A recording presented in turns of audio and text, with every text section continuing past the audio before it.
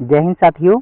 आज हम देखने वाले हैं सामान्य अध्ययन के कुछ वन लाइनर प्रश्न जो आप कोई भी एग्जाम देंगे, वनडे एग्जाम, तो आपको हेल्प करेंगे। जैसे एसएससी, रेलवे या जितना भी टीचिंग का एग्जाम होता है या भारतवर्ष में कोई भी जहां सामान्य अध्ययन पूछा जाता है वहां यहाँ से बहुत हेल्प मिलेगा।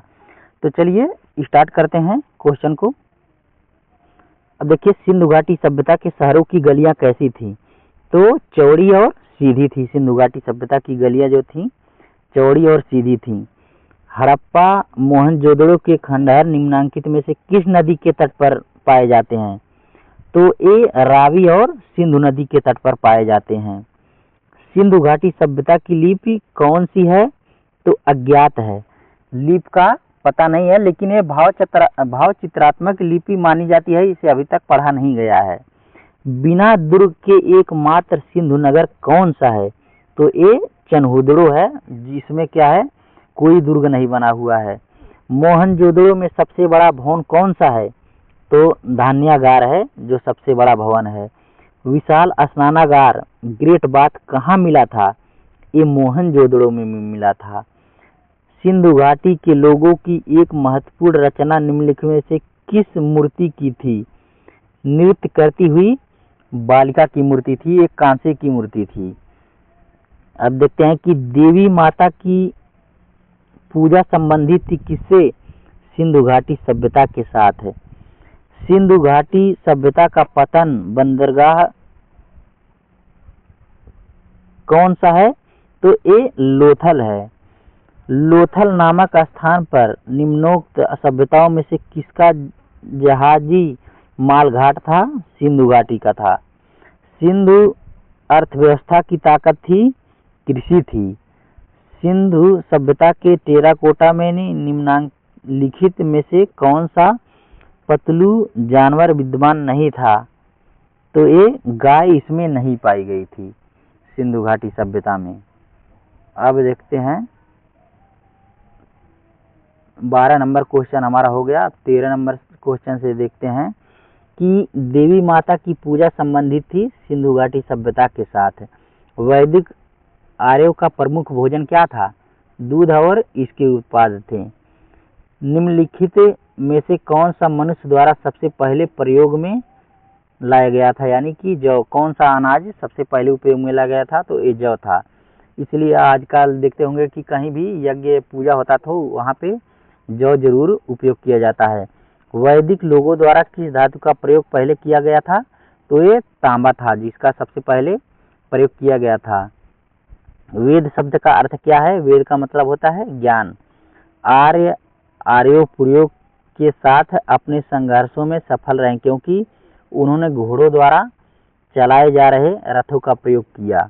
इसके पहले रथों का प्रयोग नहीं हुआ था। आरंभिक वैदिक काल में पूर्ण व्यवस्था आधारित थी व्यवसाय पर।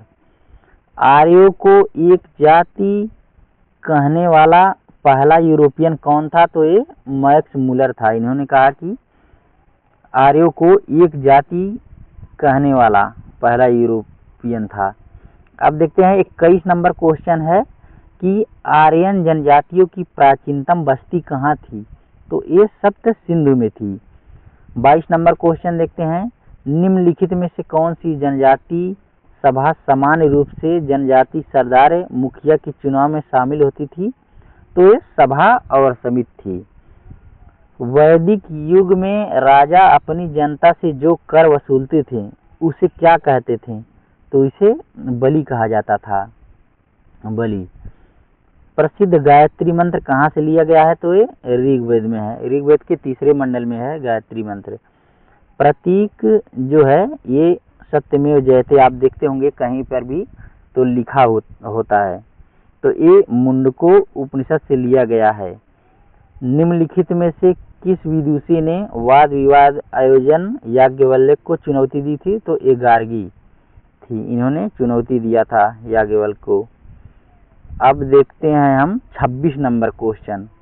26 नंबर क्वेश्चन है, भारतीय प्रतीक सत्यमेव जयते लिया गया है मुंडको उपनिषद से, और ये हम देख लिए हैं, लेकिन अब 27 नंबर से देते हैं। गौतम बुद्ध का जन्म स्थान है लुम्बिनी, ये नेपाल में है। वर्तमान में नेपाल में पड़ता है गौतम बुद्ध का जन्म स्थान।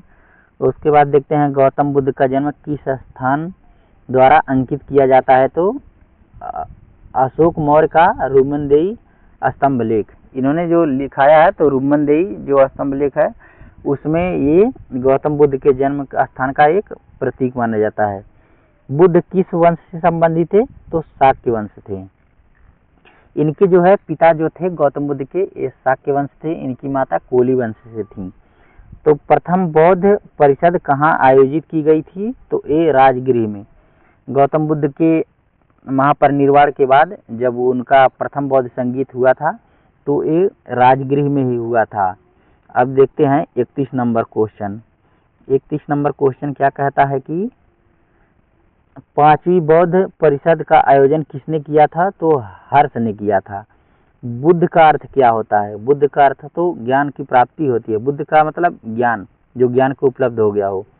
बौद्ध धर्म ने समाज के 2 वर्गों को अपने साथ जोड़कर महत्वपूर्ण प्रभाव छोड़ा था। ये वर्ग थे स्त्रियां और शूद्र। बुद्ध ने अपना प्रथम प्रवचन कहाँ दिया था, तो ये सारनाथ में। जो 5 इनके साथी थे वो छोड़कर चले गए थे गौतम बुद्ध को, तो इनको जब ज्ञान की प्राप्ति हुई तो इन्होंने सबसे पहले उनको ही खोज करके ज्ञान दिया, जो कि सारनाथ में। धातु से बने सिक्के प्रकट हुए थे बुद्ध के काल में। प्रारंभिक बौद्ध धर्म ग्रंथों की रचना किसमें की गई थी, तो ये पाली भाषा में की गई थी। आरंभिक बौद्ध साहित्य किस भाषा में रचे गए हैं, पाली भाषा में। बौद्धों के पवित्र ग्रंथ का नाम क्या है, तो ये त्रिपिटक है। बौद्ध धर्म में बुल का संबंध बुद्ध के जीवन से किस घटना के साथ जुड़ा है, ये जन्म से जुड़ा हुआ है। भारत में 5वीं शताब्दी के प्राचीनतम विश्वविद्यालय की स्थापना कहाँ की गई थी, तो ये नालंदा में की गई थी। 10 क्वेश्चन हो गया। अब हम 11 नंबर क्वेश्चन से देखते हैं कि बुद्ध को प्रबोध कहाँ प्राप्त हुआ था, यानी कि बुद्ध को ज्ञान की प्राप्ति कहाँ हुई थी, तो ये बोध गया में एक साल वृक्ष के नीचे। बुद्ध धम्म और संघ मिलकर क्या कहलाते हैं, त्रिरत्न। जैसे बुद्ध धम्म और संघ, ये जो 3 हैं इनको मिलाकर के त्रिरत्न कहा जाता है। इच्छा सब कष्टों का कारण है, इसका प्रचार करने वाला कौन सा धर्म है, तो ये बौद्ध धर्म है। बौद्ध धर्म, गौतम बुद्ध कहते थे कि इच्छा क्या है, सभी दुखों का कारण है और इसका निवारण भी है, जो कि उन्होंने 4 आर्य सत्य दिए थे।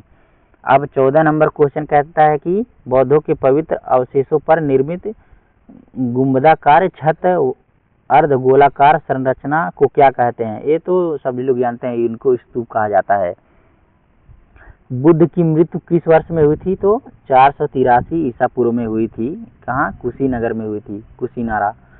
भारतीय इतिहास के निम्नलिखित युगों में से किसके दौरान क्षत्रिय एक विशिष्ट पहचान रखते थे, तो बुद्ध युग में क्षत्रियों की एक विशिष्ट पहचान थी। गौतम बुद्ध भी ये क्षत्रिय थी, कोली वंश से इनकी जो है माता थी और शाक्य वंश से पिता थे।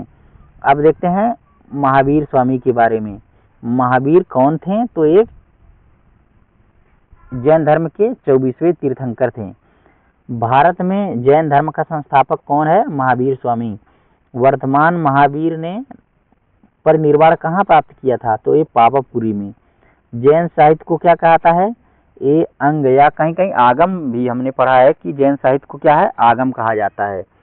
21 नंबर क्वेश्चन है, प्राचीन भारत का प्रसिद्ध वह शासक कौन था जिसने अपने जीवन को अंतिम दिनों में जैन धर्म अपना लिया था, तो ये चंद्रगुप्त था।